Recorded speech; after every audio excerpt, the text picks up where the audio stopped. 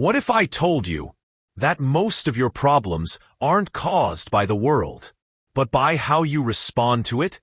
Think about it. You get angry because someone cut you off in traffic.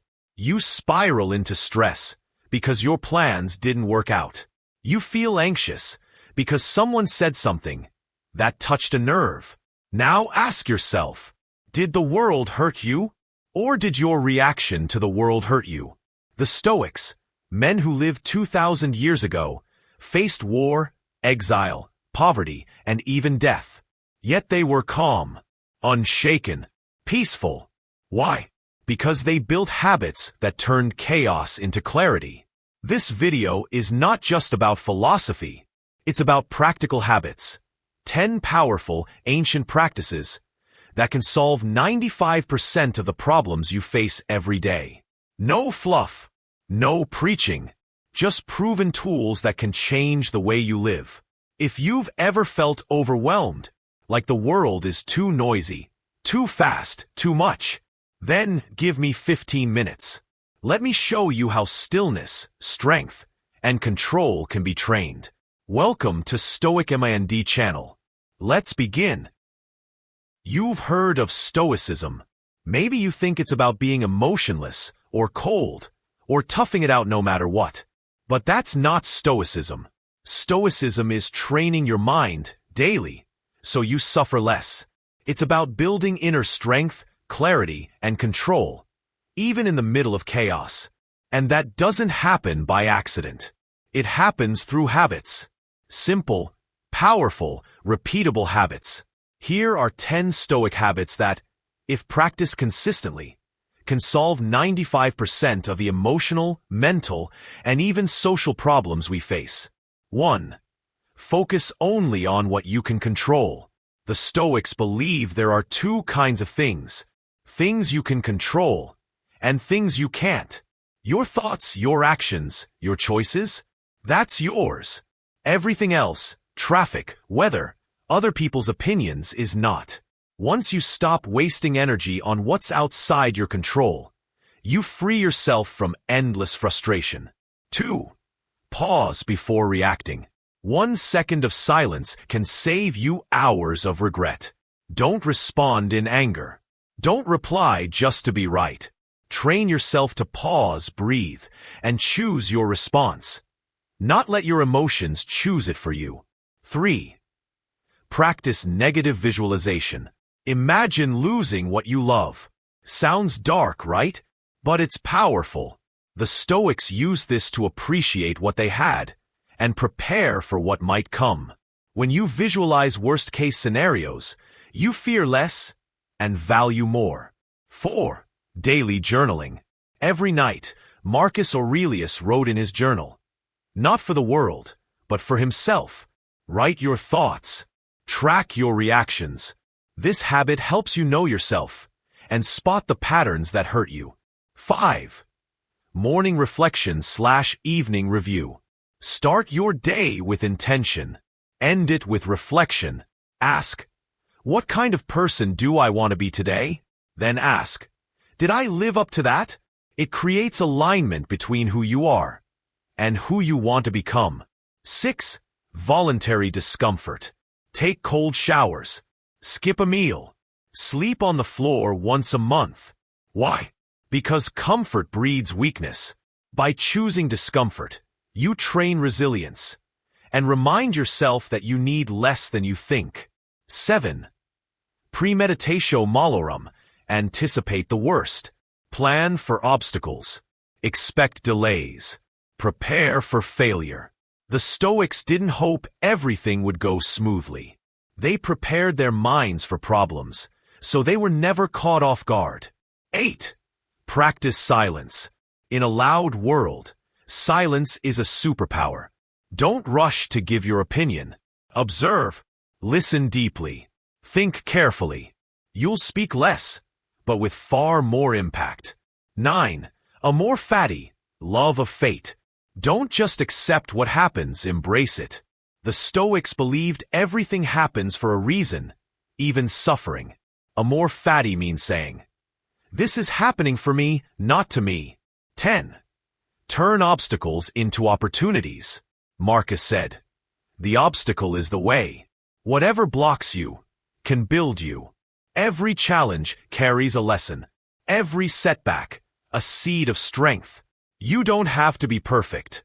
You don't need to master all 10 today. But start with one. Live it. Make it a habit. Because these aren't just ideas from the past. They're survival tools for today's world.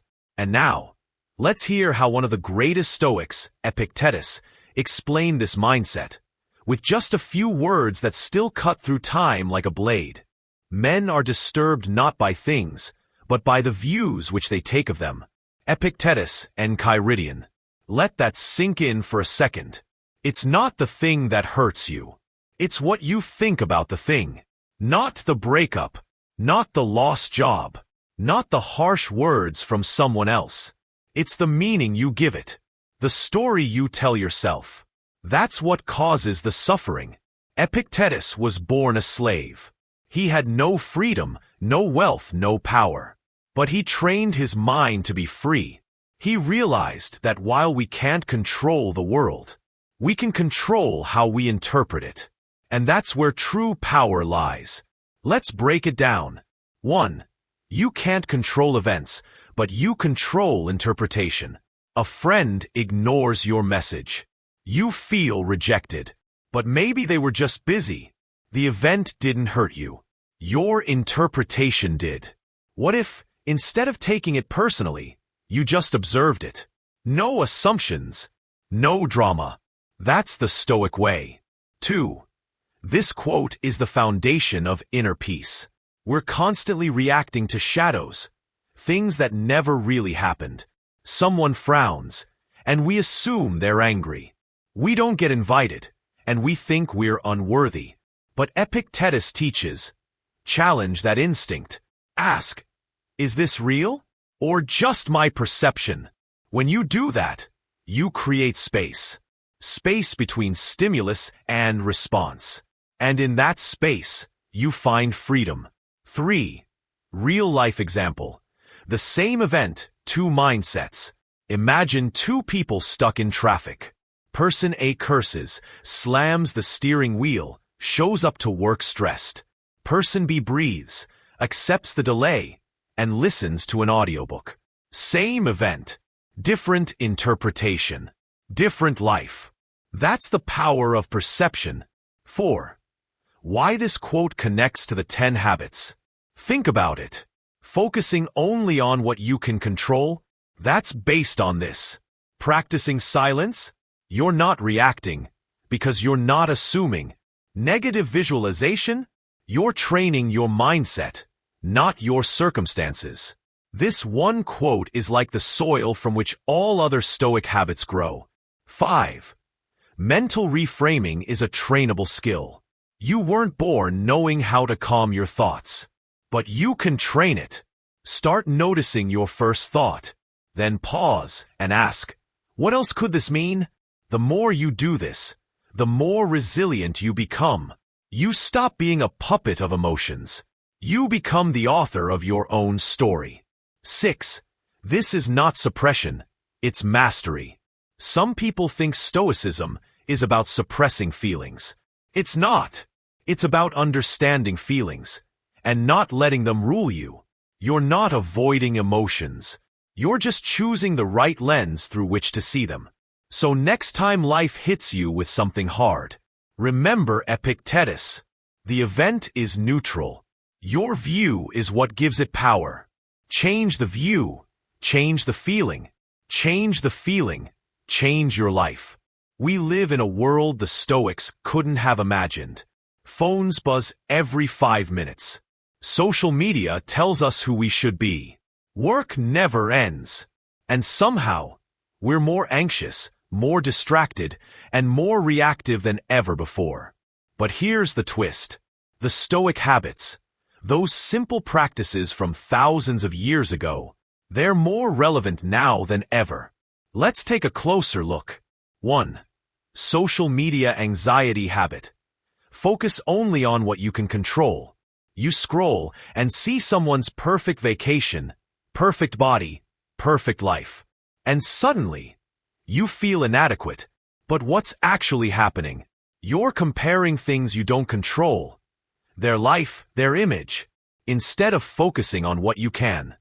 Your choices, your growth, your peace. Stoicism reminds us, you can't control the algorithm, but you can control how often you check it. 2. Work stress and burnout habit. Premeditatio malorum plus journaling. Deadlines change. Bosses criticize. Projects collapse. It feels like chaos.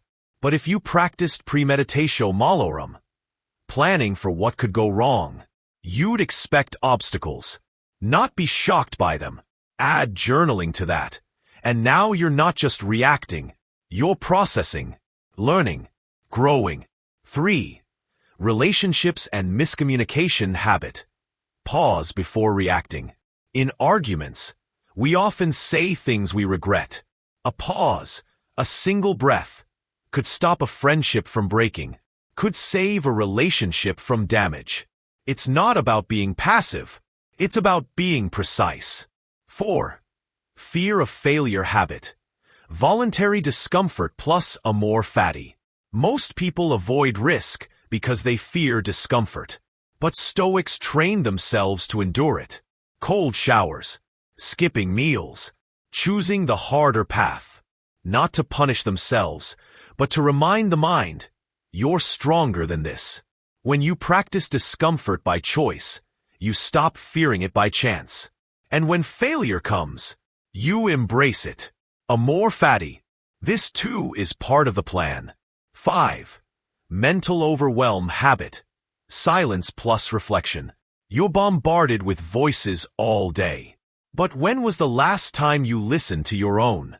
5 minutes of silence, a quiet morning walk, or a journal before bed. These aren't luxuries, they're lifelines. Modern life wants your attention. Stoicism helps you reclaim it. Stoicism isn't just ancient wisdom, it's anti-chaos technology. It helps you stay grounded when everything else feels unstable. In a distracted world, these habits make you focused. In an anxious world, they make you calm. In a world that wants to control you, they teach you how to control yourself. Life won't get easier. People will still disappoint you. Plans will still fall apart. The world will still be unpredictable. But you don't have to be tossed around by all of it. The Stoics knew something we forget too easily. It's not the world that needs fixing. It's our relationship to it.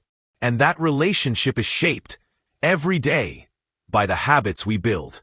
So tonight, before you go to sleep, ask yourself, did I react? Or did I respond? Did I try to control what I can? Or chase what I can't? Did I live like a student of life? Or just a victim of it? Choose one habit. Just one. Start there. Write in a journal. Take a silent walk. Embrace one moment of discomfort. These small things, they aren't small. They are training. And the more you train your mind, the less the world can shake you. So next time life hits hard, pause, breathe. Remember, you have the tools. You've already started. Because the Stoics didn't leave us rules. They left us reminders of what we already know deep down. That peace is possible. Strength is a choice. And freedom? It begins within.